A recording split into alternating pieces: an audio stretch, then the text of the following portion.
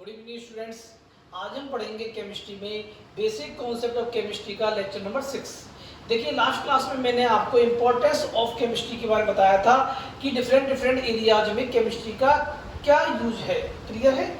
उन पॉइंटों को आपको एक बार रीड करना है। उसके बाद आज हम पढ़ेंगे ब्रांचेज ऑफ केमिस्ट्री के बारे में। ब्रांचेज ऑफ केमिस्ट्री, ठीक है, कि केमिस्ट्री की कौन कौन सी ब्रांच है। हालांकि आप कुछ ब्रांचों को जानते हो, ऑर्गेनिक केमिस्ट्री है, इनऑर्गेनिक केमिस्ट्री है, फिजिकल केमिस्ट्री है। ये 3 ब्रांच को आपको जानते हो, लेकिन कुछ और ब्रांच भी होती है। तो मैं कुछ इंपॉर्टेंट ब्रांच के बारे में बता रहा हूँ, ठीक है, तो वो आपको एक बार रीड करनी है। ठीक है, तो केमिस्ट्री की डिफरेंट ब्रांच होती है और कुछ इंपॉर्टेंट ब्रांच के बारे में हम बात करेंगे यहाँ पर। तो फर्स्ट ब्रांच है ऑर्गेनिक केमिस्ट्री। ऑर्गेनिक केमिस्ट्री, तो इसमें मैंने बताया था आपको कि केमिस्ट्री की वह ब्रांच जिसमें हम ऑर्गेनिक कंपाउंड्स जैसे हाइड्रोकार्बन एंड इट्स डेरिवेटिव की स्टडी करते हैं। तो केमिस्ट्री की वह ब्रांच जिसमें हम हाइड्रोकार्बन एंड इट्स डेरिवेटिव की स्टडी करते हैं क्या कहलाती है? ऑर्गेनिक केमिस्ट्री कहलाती है। मतलब इसमें हम हाइड्रोकार्बन मतलब कार्बन के बने हुए कंपाउंड्स की स्टडी करेंगे। क्लियर है? सेकेंड ब्रांच है inorganic chemistry. Inorganic chemistry, inorganic chemistry में हम रिमेनिंग कंपाउंड किसके रिमेनिंग कंपाउंड कौन से रिमेनिंग कंपाउंड? हाइड्रोकार्बन के डेरिवेटिव के अलावा जो रिमेनिंग कंपाउंड्स होते हैं या अदर कंपाउंड्स होते हैं उनकी स्टडी जिस केमिस्ट्री की ब्रांच में करते हैं उसको क्या कहते हैं? इनऑर्गेनिक केमिस्ट्री कहते हैं। समझ में आ रहा नहीं आ रहा? मतलब हाइड्रोकार्बन उनके डेरिवेटिव कार्बन के कंपाउंड्स के अलावा अदर कंपाउंड्स की स्टडी केमिस्ट्री की जिस ब्रांच में करते हैं उसको इनऑर्गेनिक केमिस्ट्री कहते हैं। थर्ड ब्रांच है फिजिकल केमिस्ट्री। फिजिकल केमिस्ट्री, ठीक है, फिजिकल केमिस्ट्री में हम केमिस्ट्री की जो केमिस्ट्री रिएक्शन जो केमिकल रिएक्शंस होती है उनके लॉज की स्टडी जिस ब्रांच में करते हैं उसको फिजिकल केमिस्ट्री कहते हैं। तो केमिस्ट्री की वह ब्रांच जिसमें हम केमिकल रिएक्शंस के जो लॉज है उनकी स्टडी करते हैं। लॉ ऑफ मास एक्शन है, ठीक है। तो डिफरेंट लॉज होते हैं, ठीक है, केमिकल रिएक्शंस से। उन लॉज की स्टडी केमिस्ट्री की जिस ब्रांच में करते हैं उस ब्रांच को फिजिकल केमिस्ट्री कहते हैं। इन लॉज के बारे में हम इस चैप्टर के लास्ट में डिस्कस करेंगे। ये 5 लॉ है, उनको पढ़ेंगे हम आगे, लेकिन इस चैप्टर के लास्ट में पढ़ेंगे। हालांकि इस चैप्टर की स्टार्टिंग में गिवन है, लेकिन मैं इनको सबसे लास्ट में बताता हूँ चैप्टर के, ठीक है। तो इनको इस चैप्टर के लास्ट में पढ़ेंगे हम।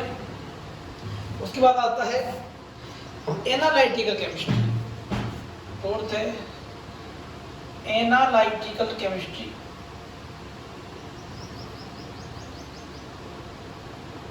तो केमिस्ट्री की वह ब्रांच जिसमें हम मैटर के आइडेंटिफिकेशन के बारे में स्टडी करते हैं। आइडेंटिफिकेशन ऑफ मैटर और सब्सटेंस। मैटर के आइडेंटिफिकेशन के बारे में स्टडी करते हैं कि मैटर कौन से एलिमेंट से मिलकर बना हुआ है, ठीक है, और मैटर का फॉर्मूला क्या है। इस मैटर के आइडेंटिफिकेशन के बारे में स्टडी केमिस्ट्री जिस ब्रांच में करते हैं उसको हम कहते हैं एनालिटिकल केमिस्ट्री। उसके बाद में आता फिर है इंडस्ट्रियल केमिस्ट्री। इंडस्ट्रियल केमिस्ट्री, इसमें क्या होता है? जो मैटर का इंडस्ट्री में जो यूज होता है उसके बारे में, मैटर या सब्सटेंस का इंडस्ट्री में क्या यूज है उसकी स्टडी केमिस्ट्री की जिस ब्रांच में करते हैं उस ब्रांच को इंडस्ट्रियल केमिस्ट्री कहते हैं। बायोकेमिस्ट्री, 6th ब्रांच है बायोकेमिस्ट्री।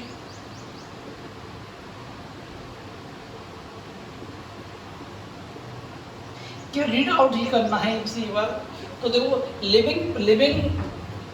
लिविंग सेल्स है या लिविंग बॉडी है, तो लिविंग बॉडी में होने वाली जो केमिकल रिएक्शंस है उनकी स्टडी। लिविंग सिस्टम में जो केमिकल रिएक्शंस है जो कि लिविंग सिस्टम में होती है। लिविंग सिस्टम प्लांट्स है, एनिमल्स है, ठीक है। तो लिविंग सिस्टम में होने वाली केमिकल रिएक्शंस जो होती है उनको बायोकेमिकल रिएक्शंस कहते हैं, और उनकी बायोकेमिकल रिएक्शंस की स्टडी केमिस्ट्री की जिस ब्रांच में करते हैं उनको उस ब्रांच को बायोकेमिस्ट्री कहते हैं।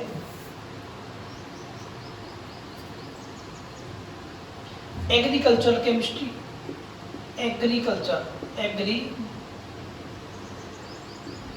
केमिस्ट्री। तो देखो एग्रीकल्चर के फील्ड में केमिकल्स की जो स्टडी करते हैं, एग्रीकल्चर के फील्ड में हम जो केमिकल्स की स्टडी करते हैं वो जिस ब्रांच में करते हैं उनको एग्रीकल्चर केमिस्ट्री कहते हैं। तो प्लांट्स में पेस्टिसाइड्स है, प्लांट्स के लिए हम बोल सकते हैं जैसे कि आपका और भी केमिकल जो अपना यूरिया है, ठीक, फंगिसाइड्स है, पेस्टिसाइड्स है, ठीक है, और भी जो केमिकल्स जो है यूजफुल होते हैं प्लांट्स की ग्रोथ के लिए, उन केमिकल्स की स्टडी जिस केमिस्ट्री की ब्रांच में करते हैं उनका कहते हैं एग्रीकल्चर केमिस्ट्री कहते हैं। उसके बाद बात करते हैं हम मेडिसिनल केमिस्ट्री।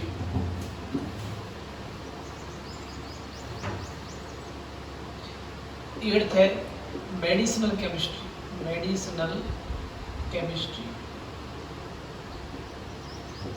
इसमें जो मेडिसिन है, मेडिसिन जो होती है,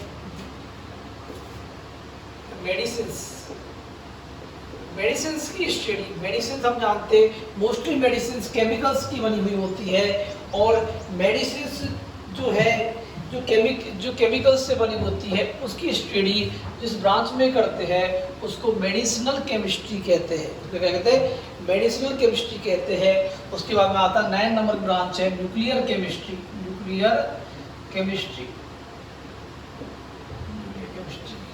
तो न्यूक्लियर रिएक्शंस की जो स्टडी जिस ब्रांच में करते हैं, केमिस्ट्री की वह ब्रांच जिनमें न्यूक्लियर रिएक्शंस की स्टडी करते हैं उसको न्यूक्लियर केमिस्ट्री कहते हैं। तो न्यूक्लियर फ्यूजन है, इन सब रिएक्शंस की स्टडी केमिस्ट्री की जिस ब्रांच में करेंगे उसको हम कहेंगे न्यूक्लियर केमिस्ट्री। क्लियर है? Nuclear fission and nuclear fusion. 10th environmental chemistry.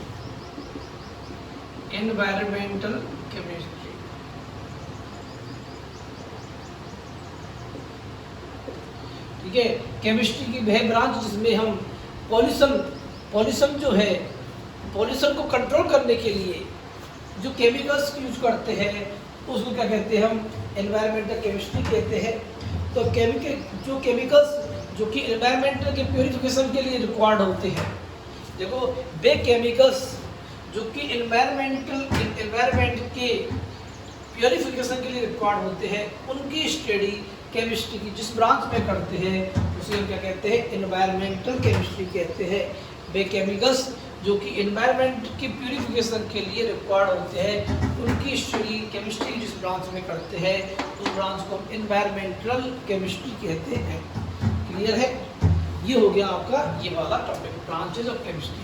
तो सिंपल टॉपिक है, ये रीड करना है बस आपको, उससे ज़्यादा कुछ भी नहीं है, इसमें खास इंपॉर्टेंट टॉपिक नहीं है, बता दूँ मैं आपको।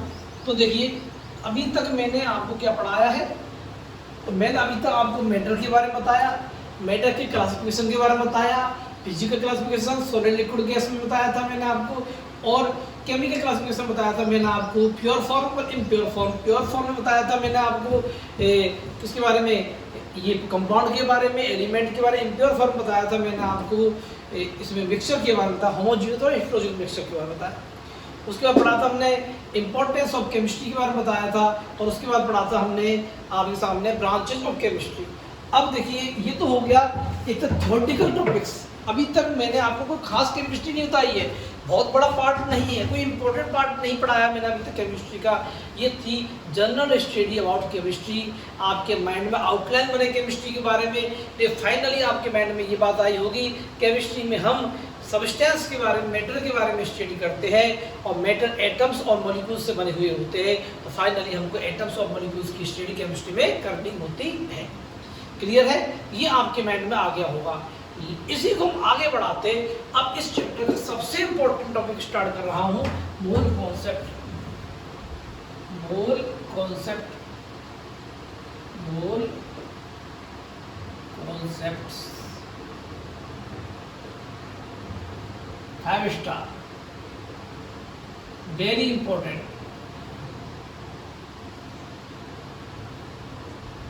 वेरी इंपॉर्टेंट टॉपिक है। बता दूं मैं आपको 11th क्लास में फिजिकल केमिस्ट्री का सबसे इंपॉर्टेंट बता दूं, फर्स्ट चैप्टर जो है फिजिकल केमिस्ट्री का चैप्टर है।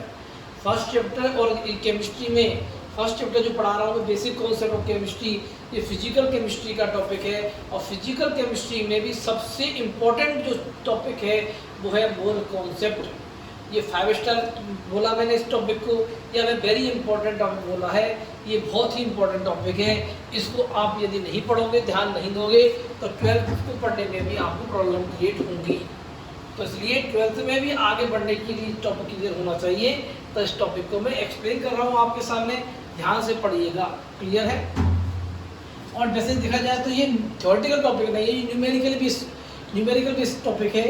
तो ध्यान से पढ़ो उसको, है ना।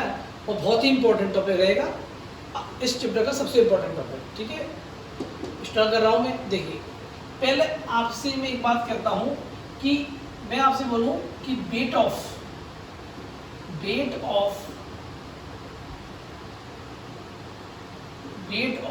कार्बन एटम का वेट कितना होता है, या फिर हम बोल सकते हैं कार्बन एटम है कितने में, बताओ। कार्बन एटम है या मॉलिक्यूल है? तो ये तो हम जानते हैं। ऑक्सीजन एटम है कि मॉलिक्यूल है, बताओ। ऑक्सीजन एटम है और O2 मॉलिक्यूल है। क्लियर? हाइड्रोजन एटम है और H2 मॉलिक्यूल है। नाइट्रोजन एटम है, N2 मॉलिक्यूल है। ये तो आप सब जानते हो। तो बताइए कार्बन एटम है कि मॉलिक्यूल है? कार्बन एटम है, सिंपल सी बात है। तो इसका वेट क्या होगा? Atomic weight. तो हम ये जानते हैं ऑक्सीजन एटम है, हाइड्रोजन एटम है, नाइट्रोजन एटम है, तो इन सब का एटॉमिक वेट होता है। और O2 मॉलिक्यूल है, H2 मॉलिक्यूल है और N2 मॉलिक्यूल है, तो इन सब का मॉलिक्यूलर वेट होता है। जो एटम होंगे उनका एटॉमिक वेट होगा और जो मॉलिक्यूल्स होंगे उनका मॉलिक्यूलर वेट होगा। हालांकि ये नहीं पढ़ाया मैंने एटॉमिक वेट क्या होता है, मॉलिक्यूलर वेट क्या होगा, ये सब चीज़ें आगे आए, सब टॉपिक आगे आने वाले हैं। तो अभी पहले मोल कॉन्सेप्ट को मैं स्टार्ट कर रहा हूँ इससे, इस एग्जाम्पल से। ये एग्जाम्पल है जो इसको एक्सप्लेन करेगा, जो मोल कॉन्सेप्ट को एक्सप्लेन करता है। फर्स्ट एग्जाम्पल ले रहा हूँ मैं, atomic weight of carbon atom का एटॉमिक वेट कितना होता है?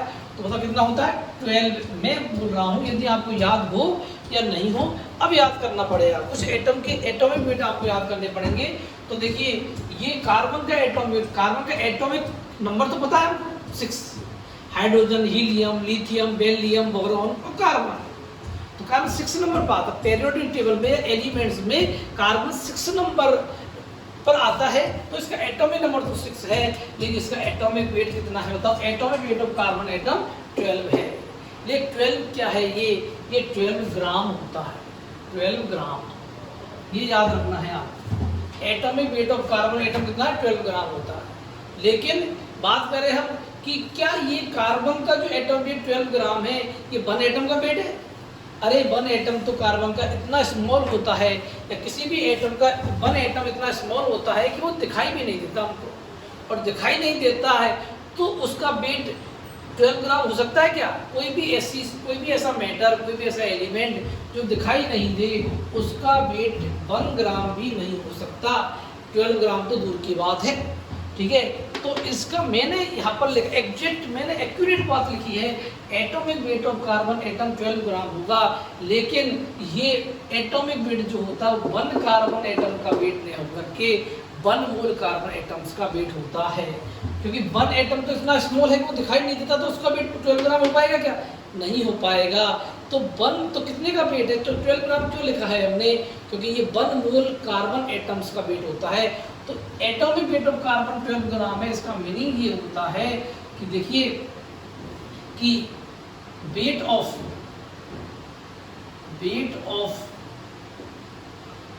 1 कार्बन एटम 12 ग्राम नहीं होता है। 1 कार्बन एटम का वेट 12 ग्राम नहीं होगा, बल्कि weight of 1 mole carbon atom equal to 12 gram. होता है। ये बात याद रखिए आप। तो एटॉमिक वेट 12 ग्राम है कार्बन का, फिक्स बात है, लेकिन ये 1 कार्बन एटम का वेट नहीं होकर के 1 मोल कार्बन एटम्स का वेट होता है। और 1 मोल का मतलब मीनिंग क्या होता है? 1 मोल का मतलब कितने एटम्स है? तो 6.022 इंटू 10⁻23। 1 मोल का मीनिंग होता है 6.022 इंटू 10⁻23।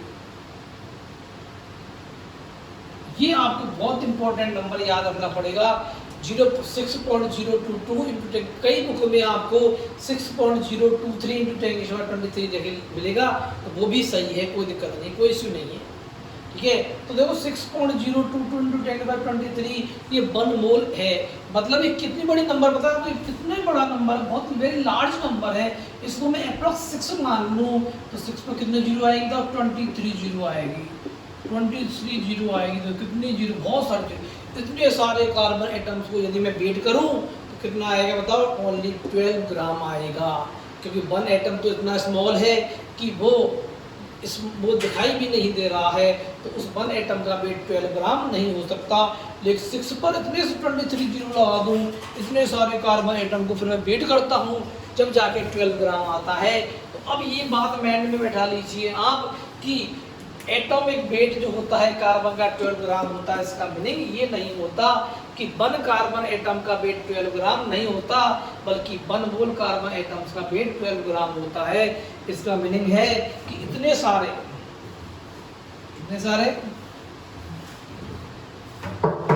कि वेट ऑफ, ये लिख सकता हूं, weight of 6.022 into 10⁻23 carbon atoms कितना होगा? 12 ग्राम होगा, ठीक है। तो एक्चुअली ये बात क्या है, हम ये बोले wait of 1 mole carbon atom 12 gram है, ये बात सही होगी। और weight of 6.00022 into 10⁻23 carbon atoms 12 gram है, ये बात भी एक्यूरेटली सही होगी। अब इस नंबर को, बहुत इंपॉर्टेंट नंबर है, इस नंबर को हम बोल सकते हैं Na से रिप्रेजेंट करेंगे। Na से रिप्रेजेंट करेंगे, ये होता है number of Avogadro, number of Avogadro,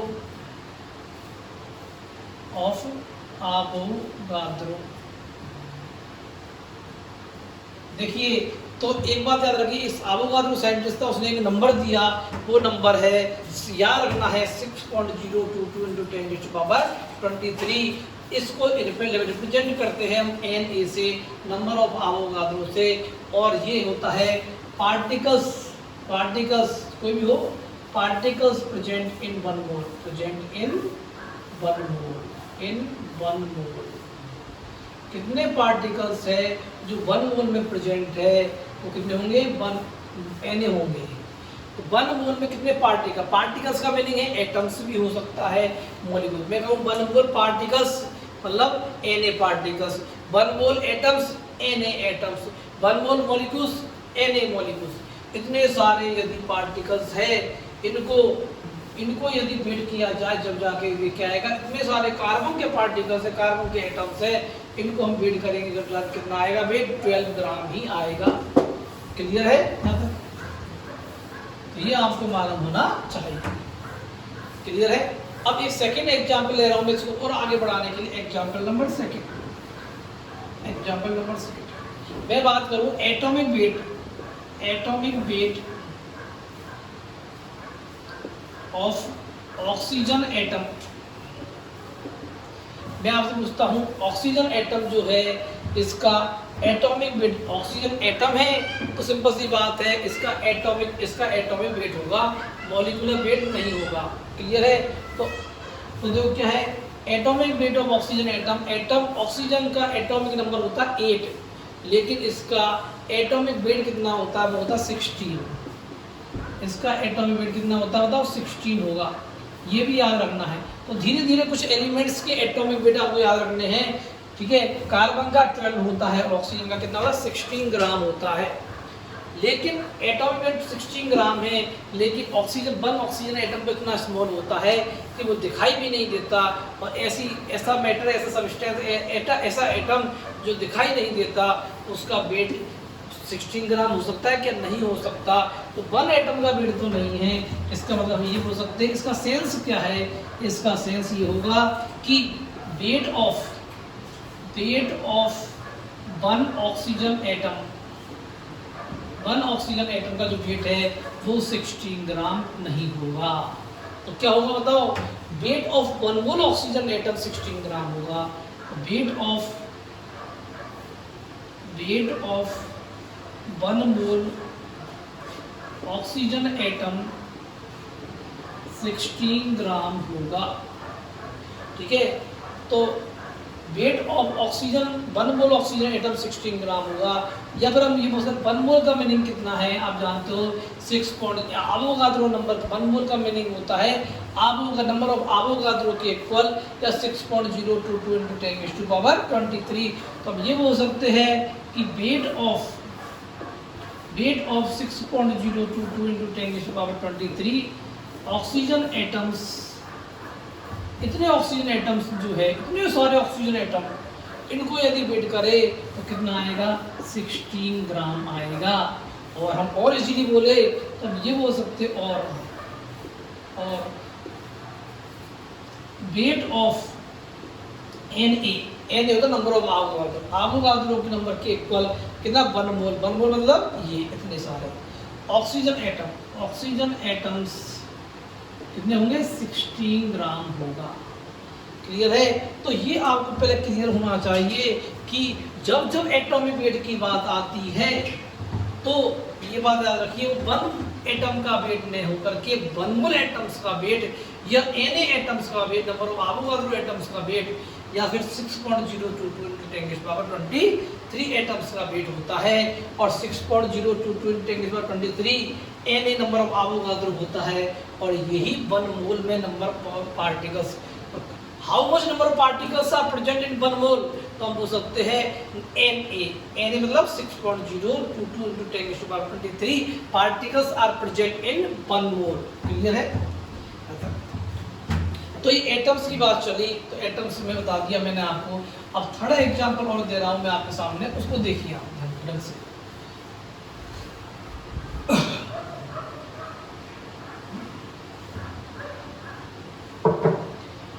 example number 3 हम बात करें कि मॉलिक्यूलर वेट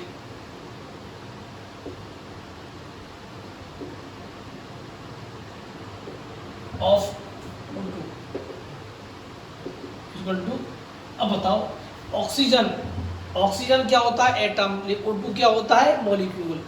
ऑक्सीजन होता है एटम और O2 क्या होता है? मॉलिक्यूल। हम जानते हैं 2 और मोर देन 2 टाइप के एटम्स जो है उनसे बना हुआ क्या कहलाएगी? स्पीसीज क्या कहलाएगी? मॉलिक्यूल कहलाएगी। तो ये एटम है और ये मॉलिक्यूल है। अब बताओ, एटम का जो वेट होता है वो एटॉमिक वेट होता है, लेकिन मॉलिक्यूल का जो वेट होता है वो मॉलिक्यूलर वेट होगा। तो एटम का वेट कितना था? एटॉमिक वेट कितना है? इसका 16 है। तो इसमें कितने एटम है? और 2 एटम है, तो इसमें कितना होगा? 32 हो जाएगा। क्लियर है? तो ऑक्सीजन का O2 का मॉलिक्यूलर वेट क्या होगा? O2 मॉलिक्यूल है तो मॉलिक्यूलर वेट होगा, और ऑक्सीजन एटम है तो एटॉमिक वेट होगा। तो हम बात करें मॉलिक्यूलर वेट ऑफ O2 कितना होता है बताओ? 32 ग्राम होता है। 32 ग्राम होता है। तो molecular weight of O2 equal to 32 gram है। तो इसका मीनिंग क्या है? तो इसका मीनिंग ये है कि molecular weight of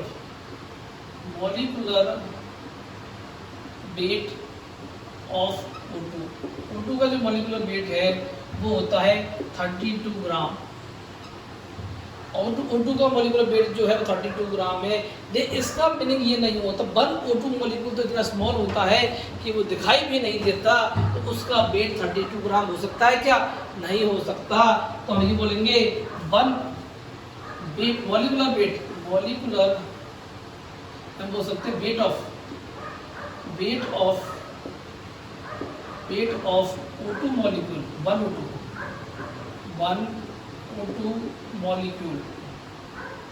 1 O2 molecule का जो वेट है वो 32 ग्राम नहीं होगा।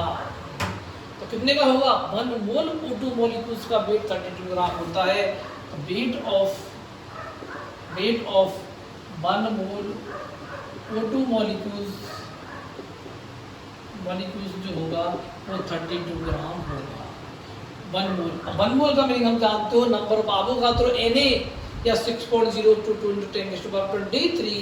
तो हम ये बोल सकते हैं कि वेट ऑफ वन मोल, ये भी सही होगी बात, और weight of Na O2 molecules equal to 32 gram. इतने Na मॉलिक्यूल्स जो O2 मॉलिक्यूल्स को बिल्ड करेंगे 32 ग्राम आएगा। या हम बोल सकते हैं कि weight of 6.022 into 10 to the power 23 O2 molecules, इनका वेट भी क्या आएगा 32 ग्राम ही आएगा। तो ये सब बातें सही है, ये बात गलत है बस कि 32 ग्राम जो मॉलिकुलर वेट 32 ग्राम है O2 का, तो इसका मीनिंग ये नहीं होता कि 1 मॉलिक्यूल्स का वेट है, बल्कि 1 मोल मॉलिक्यूल्स का वेट होगा, या फिर Na मॉलिक्यूल्स का वेट होगा, या फिर 6.022 into 10 to the power 23 इतने ऑक्सीजन मॉलिक्यूल्स का वेट 32 ग्राम होगा। तीनों ही बातें सही है, ये बात रॉन्ग हो गई। क्लियर है, समझ में आ गया होगा आपको शायद ये बात क्लियर है। तो इस तरह से आपको याद रखना है ये।